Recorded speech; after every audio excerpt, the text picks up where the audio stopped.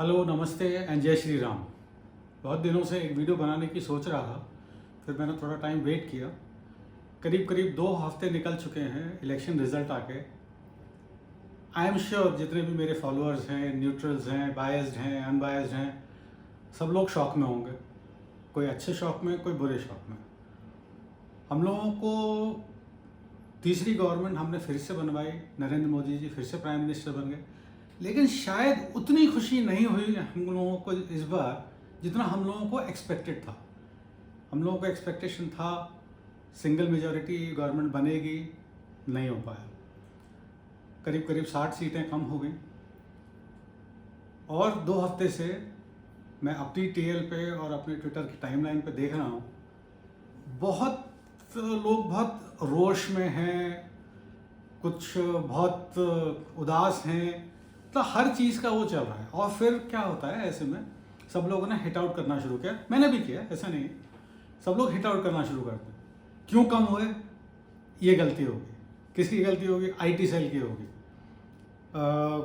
Candidate selection कम हो गए, कुछ गलत कर दिया, संघ की गलती होगी। एमएलए बेकार थे, उन्होंने कोई काम नहीं किया। एमपी बेकार थे, उन्होंने कोई काम नहीं किया। यानी सब जगह से। और क्वाइट पॉसिबल कि रिजल्ट जब खराब इतना अच्छा नहीं आता जितना एक्सपेक्टेशन का होता है, तो मिला जुला रीज़न होगा, इतनी सारी रीज़न होंगे। तो आपने शायद देखा होगा 2-3 दिन से मैंने इसके बारे में कुछ लिखना अपनी टीएल पे, ज़्यादा नहीं लिख रहा हूँ और थोड़ा सोच विचार कर रहा था। और since I am a numbers man, तो थोड़ा नंबर्स में, और मेरे को पढ़ना पसंद है, तो और ज़्यादातर जरा लीगल फिक्शन पढ़ता हूँ, तो मैंने ऐसे ही पढ़ना शुरू कर दिया। एक बुक पढ़ रहा था, तो ऐसे पढ़ते पढ़ते उसमें एक फ्रेज सडनली मैंने पढ़ा और कुछ मेरे समझ में मेरा अपना विचार कुछ ऐसा आया। फ्रेज था मिया कल्पा। उसको अगर लूजली ट्रांसलेशन करें तो उसका मतलब ये होता है मेरी रिस्पॉन्सिबिलिटी। और वो सडनली मेरे को स्ट्राइक किया, ये मेरी रिस्पॉन्सिबिलिटी नहीं है कि हम लोगों की अगर 60 सीटें कम आई, मैं इसको प्रॉब्लम क्रिएट करी, उसने किया, इसने किया। मैं किसका वेट कर रहा था? मैंने जो 2014 में और जो 2019 में जो मैंने काम किया, क्या मैंने उतना काम किया इस बार? मैं किसका वेट कर रहा था? इनविटेशन का वेट कर रहा था। जब मैं अपने नाम के आगे मोदी का परिवार लगा रहा हूँ, तो मैं किस इनविटेशन का वेट कर रहा था कि मैं अपना काम करूँ? मैंने ना तो 2014 में ना 2019 में ग्राउंड पे काम किया। बहुत सिंपल सी बात है। मेरे तो बायो में भी लिखा हुआ है आर्मचेयर एक्टिविस्ट, आप देख सकते हैं आर्मचेयर पे बैठा हूँ। मैं क्या करता था, अपने हिसाब से लोगों को वोट करने के लिए प्रेरणा करता था, उनको समझाता था। शायद मैंने इस बार इतना नहीं किया। अगर मैं एक तौर से देखूं तो 2014 का, मैं अभी क्या है कि बहुत सारे, अब ये भी प्रॉब्लम शुरू हो गई है कि बहुत सारे लोग 2014 से पहले के जो थे वो लोग कमिटेड थे, आइडियोलॉजिकली कमिटेड थे। उन लोगों को अपना कुछ लेना देना कुछ नहीं था। ये था कि हमारी आइडियोलॉजी सस्टेन करे। और हम लोग ने नरेंद्र मोदी जी में उनको वो देखा कि ये हमारी हेल्प कर सकते हैं, हमारी आइडियोलॉजी को बढ़ा सकते हैं, देश को आगे ले जा सकते हैं। तो हम लोगों ने बस मिले जुले काम किया एंड वी मैनेज। 2014, 2019, 2024 में क्या हुआ? शायद हम लोगों में, मैं केवल और केवल 2014 से पहले के जो लोग कमिटेड आइडियोलॉजिकल सपोर्टर्स थे, मैं खाली उन लोगों को ये बात बताने की कोशिश कर रहा हूँ। 2014 में जो हम लोगों का था, टोटल हम लोगों को कोई किसी चीज़ से मतलब नहीं था, हमको कुछ चाहिए नहीं था। व्हाट वी वांटेड वाज हमारी गवर्नमेंट बने। क्या हम लोगों ने उस लेवल पे काम किया 2024 में? सपोज मैं एक तरह से मानूं, और नंबर्स का बहुत सिंपल सी तरीका है नंबर्स का, कि हम लोग अगर उस टाइम में जो मेरे को याद आता है, हम लोग 2014 से पहले कम से कम 5 से 6 लाख हम लोग थे जो कमिटेड थे, जो इसमें काम करते थे। उसमें से काफ़ी सारे ऐसे थे जो बहुत ज़्यादा कमिटेड थे।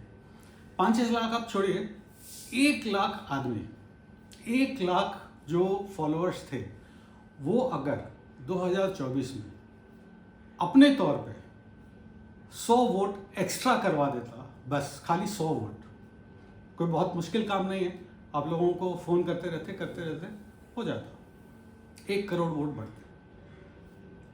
हमारे को अभी 23.5 करोड़ वोट पड़े, 24.5 करोड़ वोट हो जाते और हम 280 के क्रॉस कर जाते। आप नंबर्स चेक कर लीजिए। 100 वोट हर आदमी 1 करोड़, यानी 20,000 करीब करीब, ऑन एन एवरेज में पकड़ रहा हूँ, तो 20,000 वोट्स हर सीट पे एक्स्ट्रा, जो नॉर्मली नहीं होता है। तो इससे क्या होता है कि कहीं पे 40, कहीं पे 50, कहीं पे 5, कहीं पे 10, we would have crossed to it. So the first thing that we have to learn is start taking responsibility. आज की तारीख में मैं अपने आप, मैंने बहुत लिखा, ये भी होगा, बहुत सारे रीजंस होंगे। अल्टीमेटली खुद के अंदर झांके और देखे, हम लोगों ने उतना काम किया? शायद नहीं किया। हम लोग वेट करते रहे, हम लोगों में भी कॉम्प्लेसेंसी आ गई। ठीक है, अब क्या? गवर्नमेंट तो बन गई, इस बार 400 पार नहीं हो पाए, इस बार हम लोग 241 पर रुक गए, हमारी एनडीए जो है वो 293 पे अटक गई। 2029 के लिए कल से काम शुरू करिए, आज नहीं, कल से काम शुरू कर दीजिए। 2019 में इस बार मोदी जी को 400 पार कराना है, ये संकल्प लीजिए। जो 1 लाख कमिटेड जो वर्कर्स थे उस टाइम के, आगे आएंगे, जुड़ते जाएं, बहुत अच्छा है, जितने लोग जुड़ते जाएंगे अच्छा है। इस बार लेटेस्ट टारगेट 200 वोट्स पर, कि हम 200 वोट एक्स्ट्रा करवाएंगे, 2 करोड़ वोट की हम अपने से गारंटी लेके हम करेंगे। आप देखिए 400 पार होने में अगर बीजेपी भी 400 पार करे तो कोई बहुत बड़ा काम नहीं होगा। सोचिएगा, दूसरों के ऊपर रिस्पॉन्सिबिलिटी डालने से पहले शायद हमको खुद रिस्पॉन्सिबिलिटी लेना भी बहुत ज़रूरी है। आगे फिर मैं कुछ और वीडियोस बनाने की सोच रहा हूँ, बनाऊँगा, कुछ डालूंगा, शायद हम लोग क्या कर सकते हैं, और I think we can do much better. ये गवर्नमेंट अच्छा करेगी, इसमें तो मेरे को कोई डाउट नहीं है, but as a citizen, as a committed voter and as a committed ideological supporter, I think we can do much more. Let us try. Siyavar Ramchandra की जय।